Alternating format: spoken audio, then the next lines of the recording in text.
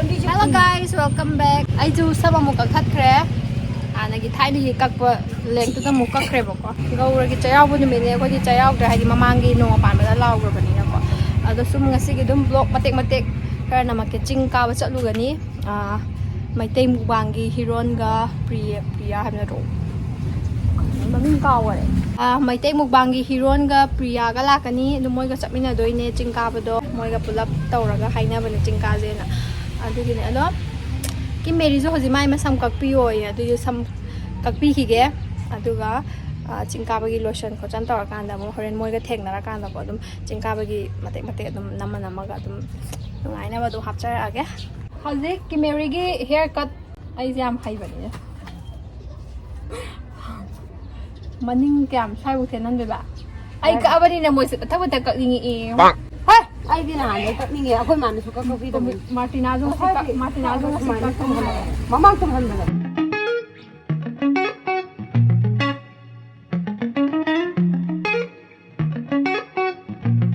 na uji kati khupai dam da pairosi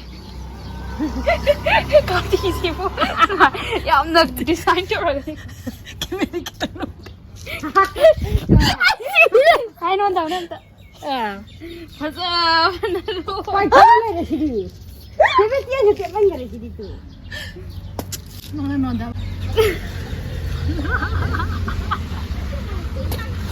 ano anda piro se kami piro kau dah dah kata ki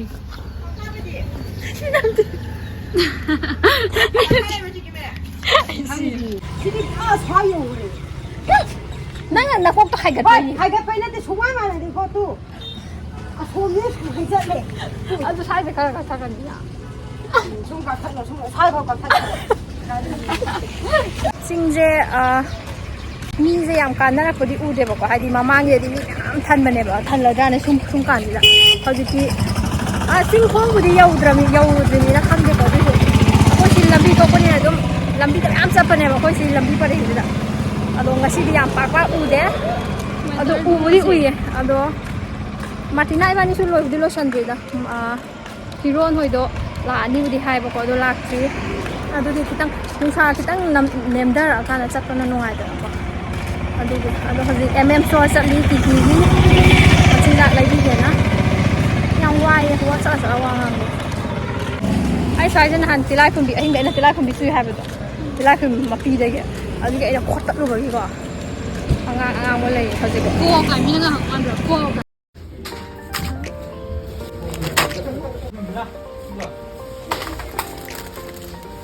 이게 소리가 내다.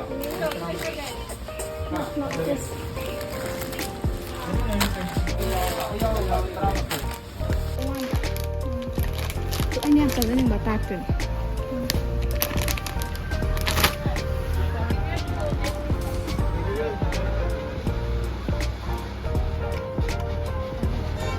cái niam chỉ làm đâu niam chỉ làm cái nó bị thằng gari na ko pata re singli gai da oh sorry singkhong yaw ra ga Hiron hoi ga phajana theng ra ka na mula ge di dum phajana dum yama me en ha gi da या बच्चों को मतलब लाती है बनाना microphone में लोगों ने लिखी है ना dari eloi na nga tha re ha re na ibani de always left ka ma ne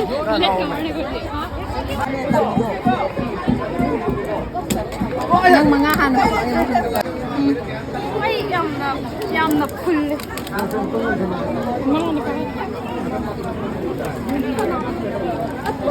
yam la pe mo ni ku sa ji ya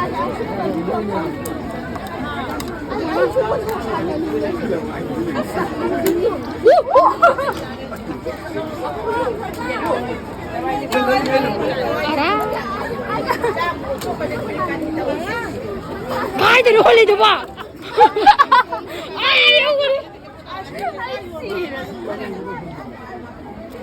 मी वो नहीं जिन्हें मांगी गई वो जिसे वो नहीं गई Yo mo su. Em. Ai flop sa le bek siga. Yam no ai da ba du gitu. Virgil.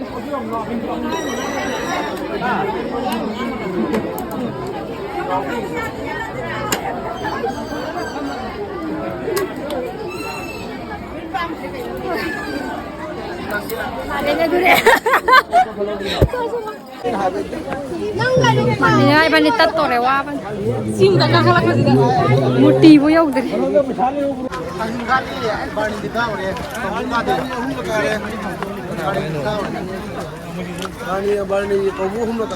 Prettyxoxo की फैन में तब जाई सी Cheiraoching मथक्ता नाकंदा में तेंग बांगी हेई चैलेंज तौरी पिकुना ने आई तौरी सिदा हेंगे सकेंगे फोटोग्राफर से नंबर क्या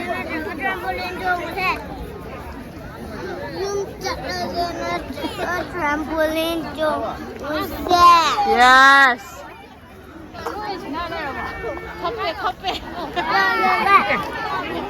फैन में तौरी बा लोई बिरा बा Na mung dang kai do. लोई ड्री Masa ai lo wa na ki camera yes अच्छा direct तौवा मगर सिनेजरी Kek sabi do. औ केक चाव एम है बदो Si su nam ge amta. Hao ga hao ga tu. Amta na.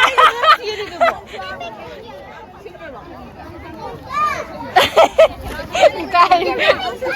Selen story selen. Kai. Na, si su sau. Mai sai mu bang selen. यार रुक नहीं रहा Ka jin lang ga ya bo mi. Ta le khalu ga do. दूसरा Kai hai, ti lo ja kai no crop sa le. Alex ने जी दाऊ जी कुछ ही नहीं दूँगी हाय ये निको को Mai mai. Mam ne puk mam ne. Khazadra. Moi ka bai nan dai no ayum nan nan. Hipaga.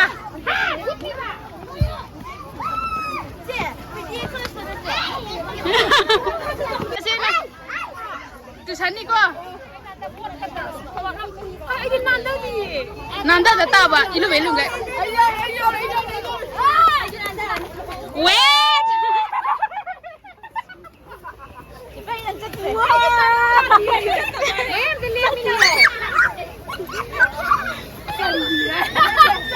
Ay, yang nanda yang payo sih. Nanda break. Nanda break. Nanda break gore mi.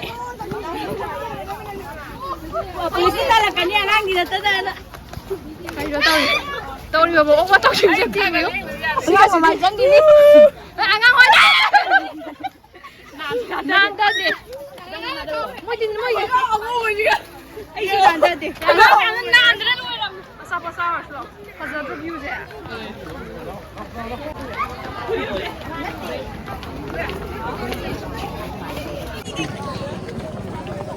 Kai tak kaya betul deh. Yang lana. Yang lana.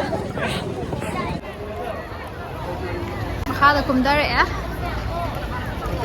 Makada ni dum chilli.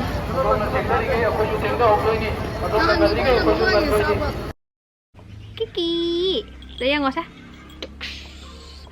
Ngasi zina Cheiraubagi next day ne adi ngarang Cheirauba loikre ngarang do kai hani mam zu mam me dana ko adugi aido outro ko mo fazana kaisu video lotion gi drive kaisu nam drive ko yoroge ado ngasi dum video se outro se nam ge ngasi namapane ngasi aina outro da namapane ba ko ngarang nam hauda bagi so video se yam fazana budi haidi number di natre ngarang gi do dui taraga su dum loi phawa yeng bi bai damakta yamna nungai jai ado video se nungai bi ba taraga di like subscribe to biramo Subscribe to biramo.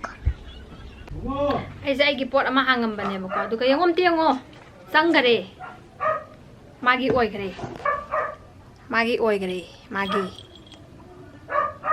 se ki ga tangai ko se plum body loving gi pot plum body loving gi oi ba de plum gi pot ama plum gi package PR box la ko phaja se yo phaja ba do di ngore ai ga matching oi ai gi search siga ti phaja dra kaino glow getters hai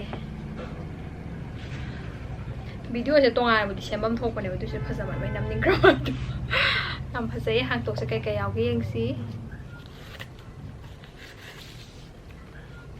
moi plum gi adai plum body loving gi moi gi PR package jam phajai ba ko mamang gi do jam phajai do si ta seng na ngawe si di kai gi no di shape ka je mina tongna da ba kai no gi mandarin hai ba do ma kai ba komla mak suna te ne amal le dai na kai ba adu du gi tai te ne ba tang khai ma kai no ke la kai moi card ke le hang si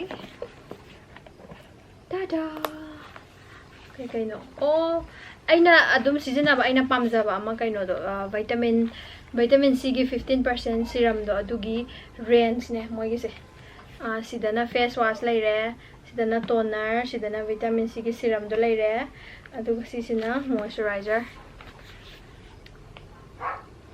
aina season aba di sikatang season nei ba ko hoji bottle ani sure season aba do sisina moi gi range full phaja drop phajai sigi matang da haidi sigi pot chai sing season naraga sigi matang da video ma semjara ki ga dukan da phajana haidi details sa tak lag kasa ye kai no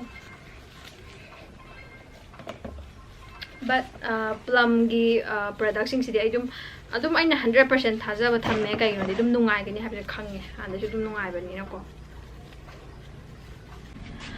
aduga sigi package su hangjara ke sigi sina like tank closet Instagram page amadagi ne moje kahani moirang dagi ne boko moirang dagi ne aduga akhoi gi apamba dress design frock pu oigera shirt pu oigera skirt pu oigera laidana akhoina customize kumba tawjaba su yagani moigi page sida haidi khoina sigi mo ong da tubira u sidi haibado aduna simbala tuhanba yagani aigi su moina ahum moima ahum tubira e sise matham khula ka kamai toge de yengse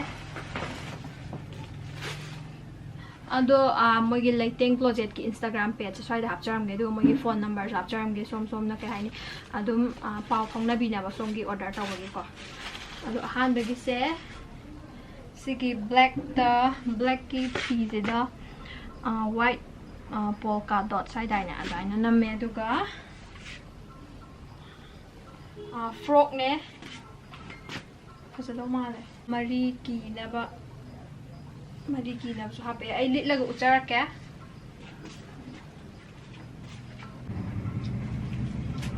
ma hangam sanis di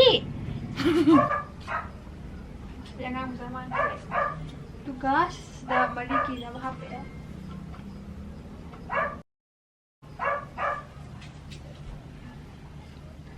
azai yamna chamna kai ni chamna simple oiba cute oiba dress ne aduga piece ju cotton oiga ing lawba do adugumba do oi aduga mathangi lagla mathangi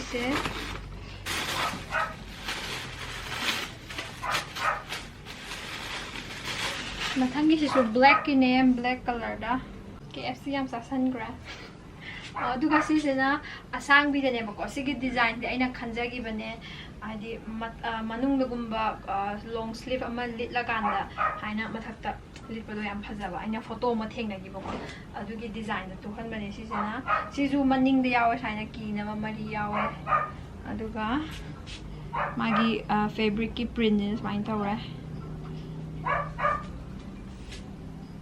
si mo lit laga ulak ke ko aina lit laga sugumba sigi boots se legs tong doini phajai aigi kahani angle se loina full dadi uding mane ba doi su ubangam dra kama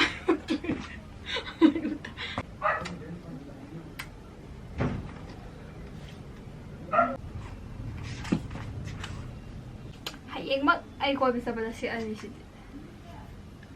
ai ta senga pamjare sigi sidi ngasai mamang gidu su phadi phajai ba ko du su sisna ina hena pamjare aduga ahum suba ma ka wali su ulakhi ga lai re sisina pije athaba pini mo to bi su pije thai ba si amuk le laga uchara ga sigi dress ahum to bi ri je inakta la amaga aigi measurement ga lawra kholaga kaino tu ibana tewa hangba adum aina thagi budana adum tu jarak pane ba hadi ai si aigi aina hafe ai si set li du have do ꯑꯗꯨꯗꯣ ꯎꯠꯂꯒ ꯍꯥꯏꯗꯤ ꯑꯗꯨꯗꯣ ꯍꯥꯏꯔꯒ ꯃꯣꯏꯅ ꯑꯗꯨꯝ ꯇꯨꯕꯤꯔꯛꯄꯅꯦꯕꯀꯣ ꯑꯗꯨ ꯁꯤ ꯃꯈꯩꯁꯤꯅꯦ ꯃꯌꯥꯝꯁꯨ ꯂꯩꯇꯦꯡ ꯀ꯭ꯂꯣꯖꯦꯠꯇꯒꯤ ꯍꯥꯏꯅ ꯗ꯭ꯔꯦꯁ ꯀꯁꯇꯃꯥꯏꯖ ꯑꯗꯩꯗꯤ ꯃꯣꯏꯒꯤ ꯍꯥꯏꯗꯤ ꯂꯩꯗꯅ ꯃꯣꯏꯗ ꯇꯨꯍꯟꯅꯤꯡꯕ ꯂꯩꯔꯒꯁꯨ ꯑꯗꯨꯝ ꯃꯣꯏꯒꯤ ꯏꯟꯁꯇꯥꯒ꯭ꯔꯥꯝ ꯄꯦꯖꯇ DM ꯇꯧꯕꯤꯌꯣ ꯑꯗꯨꯒ ꯃꯣꯏꯒꯤ ꯐꯣꯟ ꯅꯝꯕꯔꯁꯨ ꯄꯤꯖꯔꯝꯒꯦ ꯑꯗꯨꯝ ꯄꯥꯎ ꯐꯥꯎꯕꯤꯌꯣ ꯑꯗꯨꯒ ꯑꯩꯒꯤ ꯁꯥꯏꯠꯇꯒꯤꯁꯨ ꯂꯩꯇꯦꯡ ꯀ꯭ꯂꯣꯖꯦꯠꯄꯨ ꯊꯦꯡꯛ ꯌꯨ ꯁꯣ ꯃꯆ ꯍꯥꯏꯅ ꯑꯩꯒꯤꯗꯃꯛꯇ ꯗ꯭ꯔꯦꯁ ꯑꯍꯨꯝꯒ ꯁꯦꯝꯕꯤꯔ ꯊꯥꯕꯤꯔꯛꯄꯁꯦ ꯌꯥꯝꯅ ꯅꯨꯡꯉꯥꯏ ꯂꯣꯏꯅꯁꯨ ꯐꯖꯩ ꯑꯩꯅ ꯂꯣꯏꯅꯁꯨ ꯄꯥꯝꯃꯦꯕꯀꯣ ꯑꯗꯨꯒ ꯃꯌꯥꯝꯁꯨ ꯑꯩꯒꯤ ꯚꯤꯗꯤꯑꯣꯁꯤꯕꯨ ꯂꯣꯏꯕ ꯐꯥꯎꯕ ꯌꯦꯡꯕꯤꯕꯩꯗꯃꯛꯇ ꯊꯦꯡꯛ ꯌꯨ ꯁꯣ ꯃꯆ ꯑꯗꯣ ꯉꯁꯤ ꯚꯤꯗꯤꯑꯣ ꯁ꯭ꯋꯥꯏꯗ ꯂꯣꯏꯁꯤꯜꯂꯒꯦ ꯃꯌꯥꯝ ꯅꯨꯡꯉꯥꯏꯕꯤꯔꯗꯤ ꯉꯁꯥꯏꯁꯨ ꯍꯥꯏꯈ꯭ꯔꯦꯀꯣ ꯃꯌꯥꯝ ꯅꯨꯡꯉꯥꯏꯕꯤꯔꯗꯤ ꯂꯥꯏꯛ ꯁꯕꯁꯀ꯭ꯔꯥꯏꯕ ꯇꯧꯕꯤꯔꯝꯃꯣ ꯑꯗꯨꯒ ꯃꯊꯪ ꯚꯤꯗꯤꯑꯣꯗ ꯑꯃꯨꯛ ꯊꯦꯡꯅꯔꯁꯤ ꯕꯥꯏ ꯕꯥꯏ